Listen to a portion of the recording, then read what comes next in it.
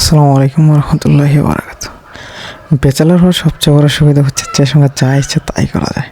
রাত্রে হঠাৎ করে মনে হচ্ছে কিছু খেয়ে আসে, যা বন্ধুরে বললাম বাইকটা নিয়ে আসছে, সাথে সাথে বের হয়ে গেলাম। কারণ কি খেতে হঠাৎ করে বন্ধু বলে তেল নাই, আর এই বন্ধু কস কি দেখ, পরে ভাবলাম বন্ধুর না, মানে গাড়ির তেল শেষ। যাক, যেতে যেতে প্রায় বাজারের কাছে চলে আসছি। এই জায়গায় আবার মোটামুটি ভালো আপনার পিঠা তৈরি হয় আর সাত পথের ভর্তা তৈরি হয়। তো মূলত এটা খাওয়ার জন্য আমরা আসছি। এদিক দিয়ে দেখা যায় আবার পূজা, আজকে মেবি পূজার লাস্ট দিন, মানে কালকে তারা ওদের বিসর্জন না কি বলে ওইগুলো দিতে পারে। তো আমরা তো আর পূজাতে যাই নাই, আমরা করতে বেরিয়েছি আর কি। জাস্ট ফাইনালি আমরা বাজারে চলে আসছি। এই মামার আসলে ভর্তাগুলো অনেক টেস্ট হয়। যারা আমাদের নরসিংদীর আশেপাশে আসে, আমি তো মুসলমান, আমি ঘুরতে পাইছি রাকে পুরো আমার মনে চাইছিল না যেটা বাস্তব, কিন্তু যখন ওই এখন জ্বর শুনতে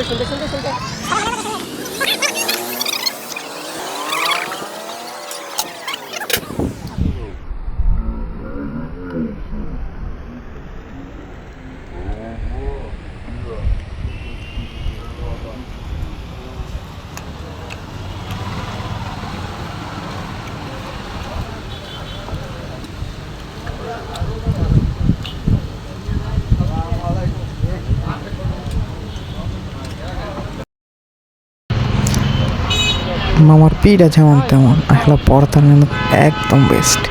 পুরো সাত পদের ভর্তা দেয়, যেইভাবে ইচ্ছা সেইভাবে খেতে পারে। আসলে ভর্তাটা অস্থির, অনেক মজার আর কি, অরিজিনালি অনেক মজা। হঠাৎ করে বলতেছে এখন বাড়িতে গিয়ে কী করুন, চল গইরে আসি। কইচামতো নরসিংদীর আশেপাশে হচ্ছে আপনার নাগরিকান্দি ব্রিজ খুব কাছেই, যা তো ওই জায়গায় ঘুরে আসি, কি আর করা। তখন বলছে আয় তো ঘুরি। এদিকটা আবার বন্ধু করে দিয়েছে আমার একটু সানগ্লাসটা, তো দুঃখজনক দেই নাই, কারণ এটা হচ্ছে আপনার দিনের আপনার সানগ্লাস, এটা হচ্ছে সূর্যের জন্য, যাতে সূর্যের তাপমাত্রাটা চোখে না লাগে। এটা যদি আবার বন্ধুরে দিই তাহলে বন্ধু আবার মায়ের বুকে নিয়ে যেতে পারে, এই কারণে আসলে আবার বন্ধুরে দেই নেই।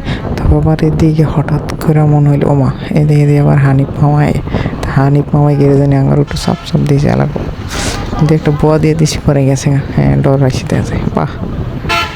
তবে বন্ধুরা কইছে দেখ বন্ধু, রাত বেরিয়ে যাইতেছ, হেলমেট নাই, কিছুই নেই, একটু সাবধানেই থাকা ভালো। তবে হ্যাঁ, সবার উদ্দেশ্য বলছি যারা নাকি রাত্রে হোক দিন হোক ড্রাইভিং করেন হাইওয়েতে, সবার সেফটি নিয়ে চলবেন।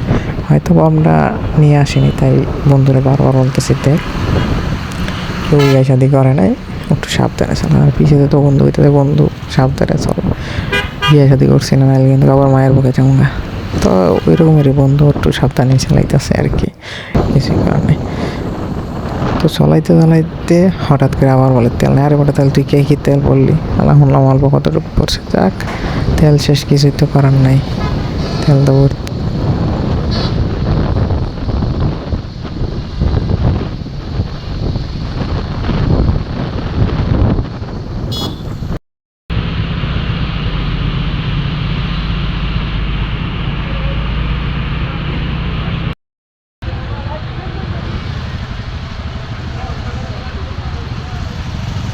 বিশাল বড়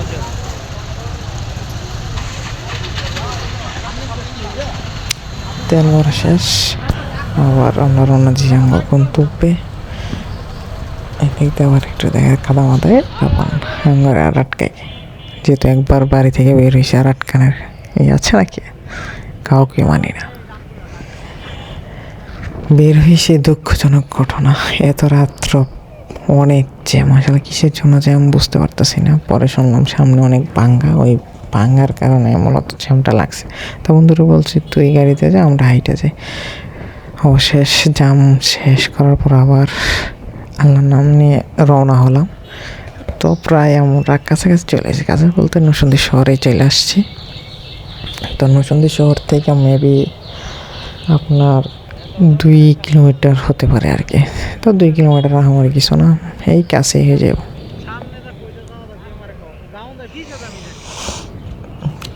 তো এমনিতে আবার দেখা যায় আপনার প্রায় পুরো এই রাস্তা ফাঁকা, কারণ আজকে পূজার শেষ দিন তো নাকি শেষ রাত, কালকে সকালে হয়তো বা ওদের প্রতিমা না কি বলো এটা বিসর্জন দিতে পারে আর কি। তো এই কারণে হয়তো বা সবাই পুজোতে চলে গেছে। আমরা যে একটা হতভাগা যারা নাকি ঘুরতে বেরিয়েছি, তবে ওই যে চিন্তা ভাবনা করতেছে হয়তো বা নাগরিক গান্ধী ব্রিজে মানুষ পাবো কিনা বা পার্ক খোলা থাকবে কিনা, ওইটা নিয়ে একটু টেনশনে আছি আর কি। তবে জানি না খোলা থাকবে কিনা, তবে আশা করি না থাকাই সম্ভাবনাই বেশি, কারণ পূজার তো হয় সব কিছু ছুটি দিয়ে দিছে তাই না, তো এটা তো ছুটি দেবেন এটার কোনো গ্যারান্টি নেই। তো যাই হোক, বিষয় হচ্ছে ঘুরতে বের হয়েছে, যাই না এই জায়গায় যাই আর অন্য জায়গায় যাই, বিষয়টি এটা না। তো ফাইনালি আমরা চলে আসলাম। তো এটা হচ্ছে এইবার। তো যাওয়ার সময় আবার কিছু আল্লাহর বান্দা আছে যারা নাকি আসলে অনেক রাফ গাড়ি চালায়, তবে ওদের কাছ থেকে একটু সাবধান থাকবেন, কারণ বিষয় হচ্ছে ওরা মরবে মরবে লগে আরও দুই একটা নিয়ে মরবে। তো ওদের কারণে আপনাদের বা অন্য কারো যাতে ক্ষতি না হয় এই বিষয়গুলো একটু খেয়াল রাখবেন। আর যারা নাকি আপনারা রাফ গাড়ি চালান একটু সচেতনভাবে গাড়ি চালান, আশা করি ভালো হবে। কেন ওই আপনার এই 110-20টায় না কী লাভ, 150টায় না কী লাভ ভাই।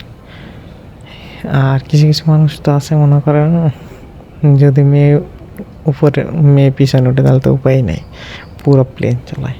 তো এরকমই দু একটা আল্লাহর বান্দা দেখছিলাম আর কি, দেখতে চলাইতেছে। যাক, বারবার বন্ধুরা বলছে একটু সাবধানে চালাও, ওদের থেকে একটু দূরে দূরে থাক, আমার দরকার নেই, আমার তাড়াহুড়োর দরকার নেই, কিছুর দরকার নেই।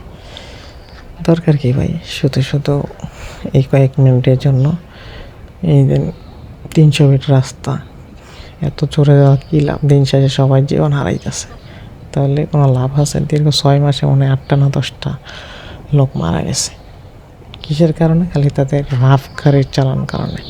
এই জায়গায় কিন্তু অন্য কারো দোষ নাই, ওদেরই দোষ, অন্য কারো দোষ নাই। অ্যাক্সিডেন্ট করছে বা ভুলবশত হচ্ছে, বিষয়টা কিন্তু এইটা না, ওরাই রাফ গাড়ি চালাচ্ছে, সাথে আরও 2-1জন নিয়ে অ্যাক্সিডেন্ট করতেছে। দেখ, বিষয়টা এখানে সবাইকে সুস্থ রাখুক এই দোয়াই করি। ফাইনালি আমরা চলে আসলাম। তবে দুঃখজনক ওইটাই যেটা নিয়ে চিন্তা ভাবনা করছিলাম বন্ধ থাকার সম্ভাবনাই বেশি, তাহলে মূলত বন্ধই। কারণ কি, আজকে পূজার সবাই ছুটি, পুরো পার্কটাই বন্ধ আর কি। তো আশেপাশে যে রেস্টুরেন্টগুলো আছে হয়তো বা পূজার উপলক্ষে বা অন্য কেউ এমনি খেতে আসছে, এছাড়া আর কিছুই না। তো আমাদের কথা হচ্ছে আমরা আইসি, তো ঘুরে তো জামাই ভিতরে যাই আর না যাই একটু বাইরে দিয়ে চক্কর টক্কর মারি। তো ফাইনালি সব কিছু গেট টেট এভরিথিং সব ক্লোজ, কেয়ার করার বাইরে থেকে ঘুরি গাড়ি, কিছু তো করার নাই। বন্ধুরা কইছে তুই একটু গাড়ি দিয়ে বেরিয়ে যা, আমরা একটু হাঁটি।